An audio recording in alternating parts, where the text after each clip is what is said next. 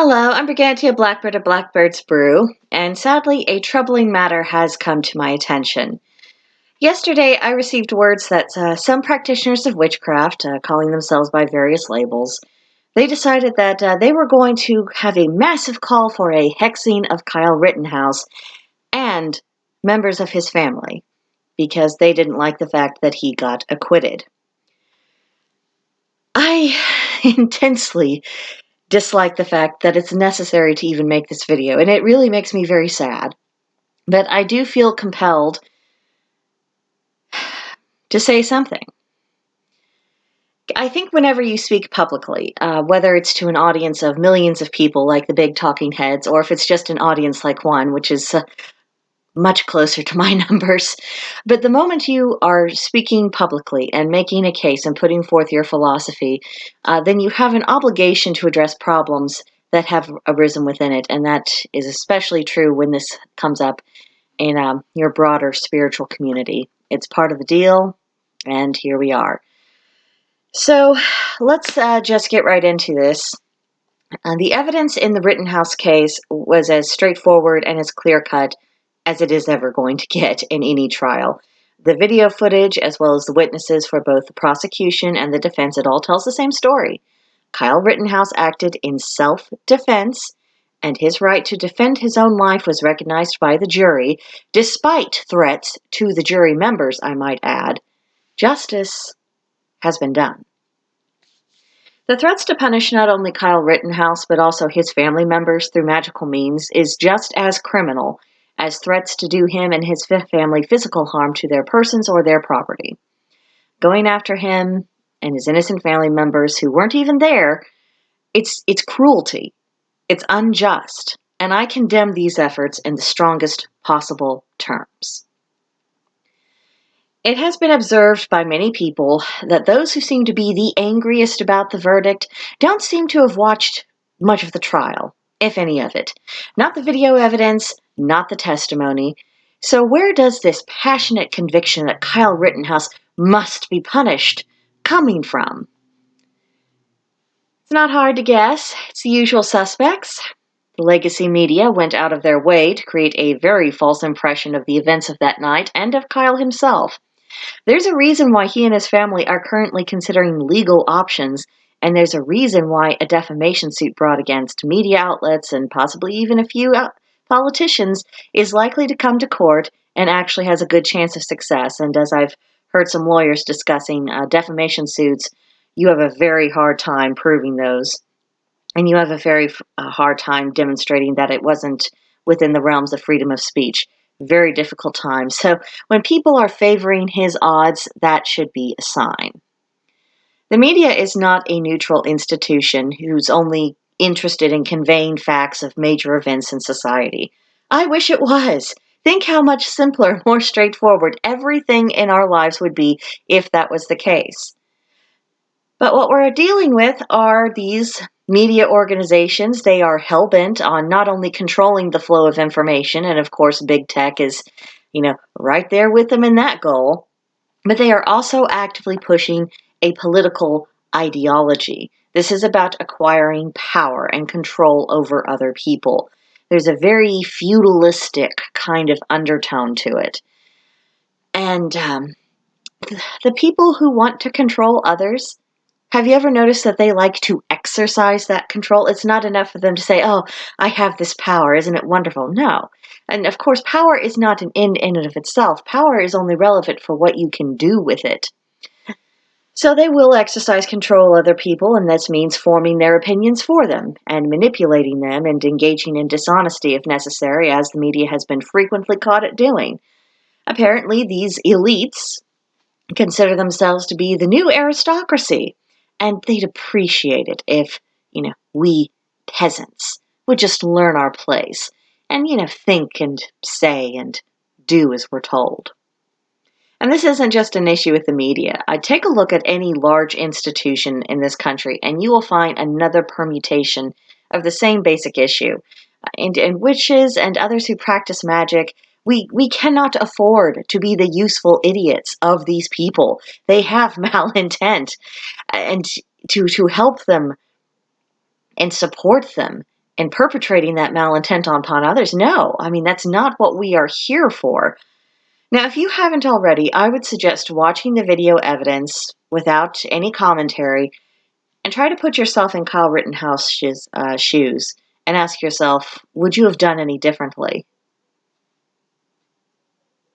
I think that's something to very seriously consider. What we are seeing in his case is an attack on the right of self-defense. And that self-defense should be treated as inviolate. I mean, this is an issue that goes beyond the Second Amendment, beyond the Constitution or the culture of the United States. This goes beyond the foundations of all of Western civilization. The attempt to punish people for properly and effectively defending themselves is an attack on the right of every human being to live. Now, whether a government chooses to acknowledge the natural right of self-defense or not, that doesn't change the fact that we do have the right to defend ourselves if we are physically attacked, and to employ whatever force is necessary to make that attack cease, with whatever implement we happen to have at our disposal. And if that means the attacker dies, then that's just too bad. They made their choice the moment they committed assault. Choosing that you are going to live through the encounter and be having the will and the courage to take action if attacked, that is not aggression. That is not provocation, nor is having a tool that enables you to effectively defend yourself from that kind of thing. Now, one of the really horrible consequences of this pushing of a false narrative onto people, it means that at the same time, there has been a silencing of voices who present another side of the argument. And that means that the average person is just going to believe whatever the majority of voices has to say. At first, because they don't really hear the other side, and then they're told, oh, the other side is crazy. And then you get the idea that if you are seeking out information other than theirs, well, then you're a bad person somehow.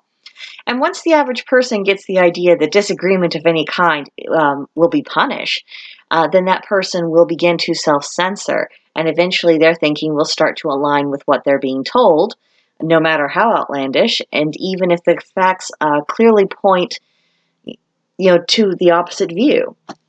Now, this is destination of all this is cognitive dissonance, and once that's set in, it's very difficult to get through the fog, and it's really difficult to break free. I'm a survivor of that process. From the time I was born, I was indoctrinated in the Jehovah's Witness ideology, and it was not to be questioned. You were not to do outside research, or even listen to the line of reasoning of anyone who disagreed, particularly past members. Whatever the organization told you, you were supposed to immediately accept and believe without question or complaint. And if you dared step out of line, you faced expulsion.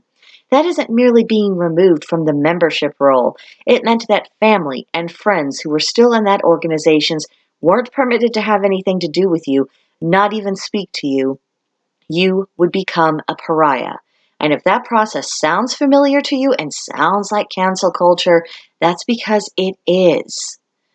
Now, it's really difficult to convey the kind of paralysis, the threat of that kind of, ostracization creates, especially after you watch a few examples of that being enforced, as I did. I mean, cancel culture, it's not a recent phenomenon in my world. It has defined the course of my life.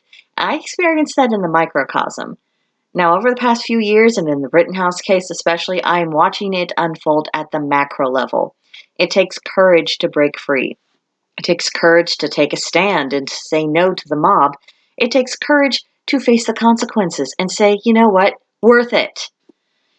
I know it seems easier at first to go along to get along, but the demands of the mob are never going to cease. It won't end with the call to hex Kyle Rittenhouse. There will be others targeted. And the longer you smile and nod and go along with this sort of thing, and the less you don't speak up saying, not all of us agree, or, hey, non-witches, non-pagans, not all of us are cool with this. The longer you do that, the worse it will get.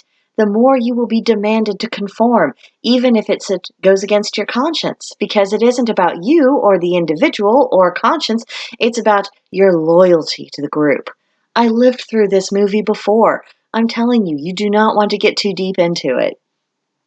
Now, as hard as it is, once you see the proverbial man behind the curtain, there is just no one seeing it. I've lived through that kind of mental earthquake. It's not fun. And if anyone watching this has gone through that process or is experiencing it now, know I have a lot of compassion for you. Even if we're not seeing eye to eye on this, I have a lot of compassion for you. I know that even entertaining the possibility that your fundamental convictions of your life are flawed, or that you're around people who might be using you and don't actually care about you, that can be incredibly disturbing. And arriving at the conclusion that maybe the majority of what you were taught from A to Z is absolutely wrong, that takes a person well into the realm of a full-blown existential crisis. No one wants to have that kind of awakening. No one enjoys it. It is painful. It is life-altering, and it can take a very long time to process that and to go through the necessary changes and then to feel settled inside your own skin again. But that being admitted, trying to unsee the things you can now see and trying to pretend that it isn't happening, it's even more destructive. So anyone going through that, this could be over your spiritual or your philosophical or your political convictions. If you're dealing with this and you feel like you need support, know that there are communities online filled with people who have walked a similar path, who've gone through that process. They can relate to what you are feeling, and they are ready and willing to have a listening ear. If you need more than communal support, then don't hesitate to consult with mental health professionals. You don't have to be alone, and you can emerge from this, and you can be stronger than you were before. Now, regarding the initiation of force versus self-defense, the question of who starts a fight is extremely relevant, both legally and morally. No one has the right to just go around and beat up on people and destroy their stuff just because they feel like it. Those who do have to be held accountable. And whether that means answering to the law for aggressing on someone's person and or property, or answering to the gods, they have to answer. And in the final analysis, there truly is no such thing as getting away with anything. Now, what we do have the right to do is to defend ourselves when someone attempts to harm us physically or when they try to steal from us. No one has the right to demand that we allow someone to physically abuse us, let alone take our lives. And yes, we do have the right to defend our property, even more so when that property involves our livelihood. No one has the right to destroy our means of making a living. It's hard enough to make a success of a business. That's a challenge. But to attempt to keep going when on any given evening an angry mob just might burn your place of business to the ground, or worse, your home, it's just too much. And in case people have forgotten, people died in fires that were set during these riots. So the argument that the burning and the looting didn't result in the loss of human life is patently dishonest. Now, not only is it permissible during times of civil unrest for people to defend their homes and their businesses, I would say it is a duty to do so. And yes, those who have ties to the community have every right to help their neighbors in times of danger and need. That's part of what being a community is. Now, as far as I'm concerned, every adult should have the knowledge and experience with firearms and the safety protocols involved in using them. If we had that kind of culture, then we wouldn't be watching cities burn to the ground in these riots. The lives of innocent people wouldn't be ruined, and the community could send a clear message that rioting is not protesting. Marching down the streets with signs and chants? Perfectly fine. Excellent American tradition. But burning, looting, and assault? That is flat-out criminality. And quite frankly, the members of law enforcement who abandoned the community to the rioting, the taxpayers who pay their salaries, I might add, they lost the right to wear that uniform. They broke their oath and they betrayed their employers. And the prosecutors, who aren't charging those who were caught rioting, they should be removed from office and disbarred for the same reason. And as I said before, being prepared to defend yourself is not a provocation. It is common sense. The fact that some people have an irrational dislike of the tool that Kyle Rittenhouse used to defend himself with is absolutely irrelevant. In truth, he showed considerably more restraint and discipline than most people would have had in his shoes, and it's quite remarkable given his age. Now, for those of us who practice the craft, it's vital that we understand the moral issues surrounding the use of force. Now, the vast majority of magic, it is about healing, protection, spiritual enlightenment, and the general enrichment of life. But yes, we also understand that there are defensive and offensive uses of magic as well. It isn't a question of whether or not that usage exists, it's a question of under what circumstances is it proper. Now, in normal times, when you're just going about your usual business, there isn't a need to practice offensive magic, just as we wouldn't randomly, punch someone in the nose just because we find them annoying. But if you're under attack, particularly under physical attack, then the situation is changed and different rules apply. For example, let's say you're just walking down the street. Someone mugs you and then beats you up for good measure. What do? Of course, you report to the authorities, assist in their efforts,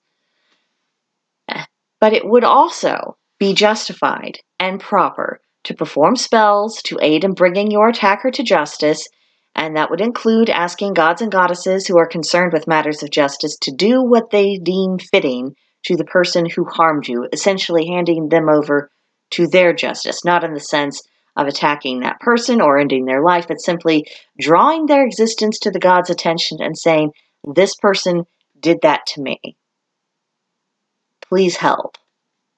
And now whether that means the gods help them into the courtroom or the gods decide to make a plaything of them, well, that's really for them to decide. But that's when someone actually physically harmed you. But to fling hexes at someone who's innocent of a crime, and all the evidence speaks to Kyle Rittenhouse being completely innocent of the crime of murder, then to involve that person's family members in that hex, that is patently immoral by any definition.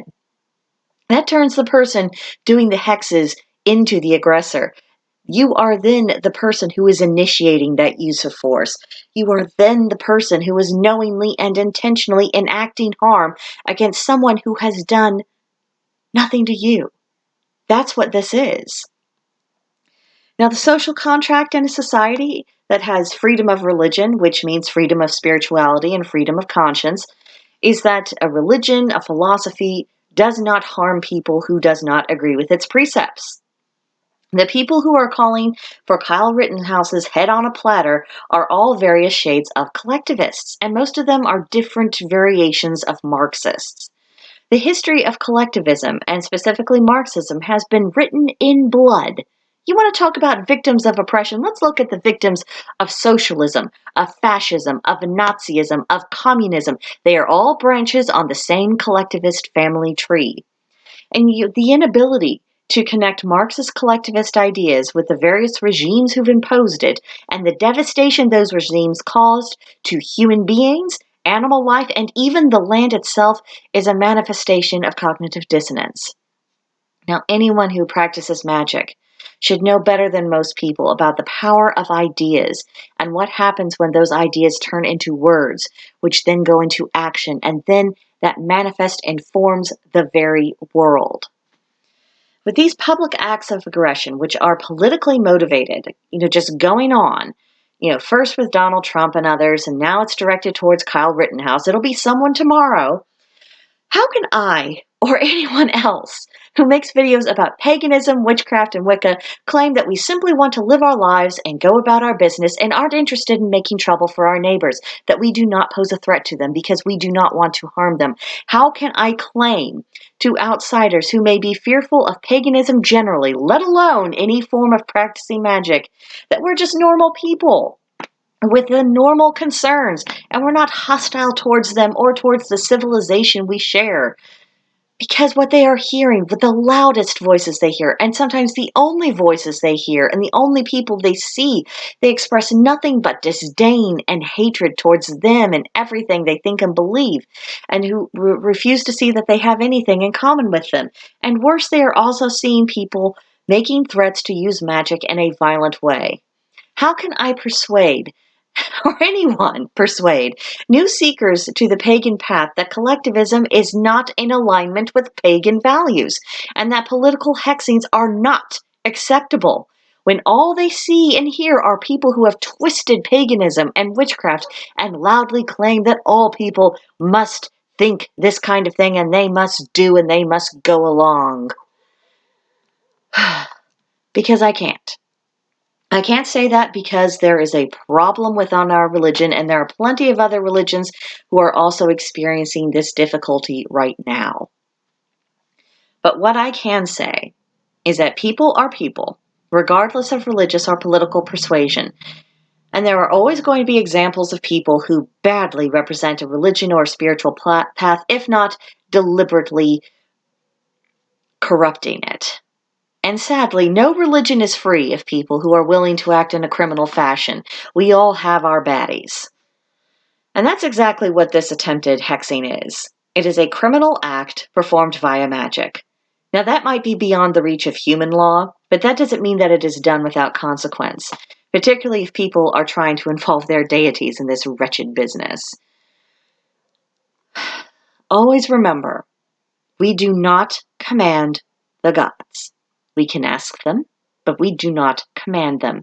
And it's worth keeping in mind what the gods that we have are said to have valued in the lore and the general philosophies of cultures who worship these deities in ancient times. Even a cursory glance at this makes it clear that the idea of a young man standing up to defend his community, that wasn't just merely considered honorable. It was required to be a person of good character. Killing in self-defense was not a crime. It was distasteful necessity. And the ultimate hope is that such an outcome that would discourage any further aggression. Now, in view of that, which we can see easily, open any book, read any website, we can see this. Is it really reasonable to assume that the gods are likely to disapprove of Kyle Rittenhouse's actions? Or is it more probable that they would see it as an honorable act? Now, the public calls for hexing, especially when that comprises the majority of what non-pagans see. This creates a horrible impression, and it excites prejudice in the minds of people. And it doesn't do any good to say that the hostility generated is the problem of the people who get a bad impression and that they should do their research. As if it's the job of non-pagans to seek out and find excuses for pagans who are behaving badly. No, we should be creating a culture in which the various traditions of paganism are encouraged to present themselves well. Be good ambassadors. Share the beauty of various forms of paganism and witchcraft. The extraordinary qualities and the capabilities of the gods. We have a great deal of good to bring to the table. But non-pagan minds will be closed to ever seeing that good if the only thing they do see and hear is hateful and unwarranted aggression. Now, I am doing what I can, magically and spiritually, to send protective energies towards Kyle Rittenhouse and his family. There are other pagans who are doing the same. And I also know of a conservative group comprised of mostly Christians who, when they were informed of what was going on, they have combined forces with us through their prayers to also provide him what aid that they can. Now, whether you believe in the Christian God or not is irrelevant. If you've studied magic at all, you should know as well as I do, if you get enough people together, even if they are not magical people, but they're focusing their energy and their intentions on one thing, mountains will move. And I hope anyone watching this will also lend their support and do what is within their power to stand up to this mob, draw a line in the sand, and maybe even give Kyle a little extra aid. Now, if what I've said makes sense to you, please share this on your social media platforms and spread the word so that our community can come together to do something good and to counteract those who are acting maliciously. Many of them are trapped in a collectivist indoctrination, and they've yet to break through their cognitive dissonance. And they're our mess to clean up. I hate to phrase it quite like that, but that's what it is. Maybe, hopefully, some of them will eventually see. Hopefully they'll see through it, and they'll come to their senses and get away from all this. But there will also be others who don't. And as long as they're out there, and as long as they're loudly creating problems, we have to be seen to be doing the opposite, of standing up for what's right and doing what's right, and calling out our own and saying, no, this is not what we're about. This is not what we should be about. And we are not political pawns of the leftist mob. Witchcraft is supposed to be the craft of the wise. And what we are seeing is not people who are acting with wisdom. This is foolishness of the worst kind. Now, I think there's more to say about exchanging ideas about what we can do to promote pagan culture and pagan spirituality, and things we can do to build ourselves up even through these chaotic times.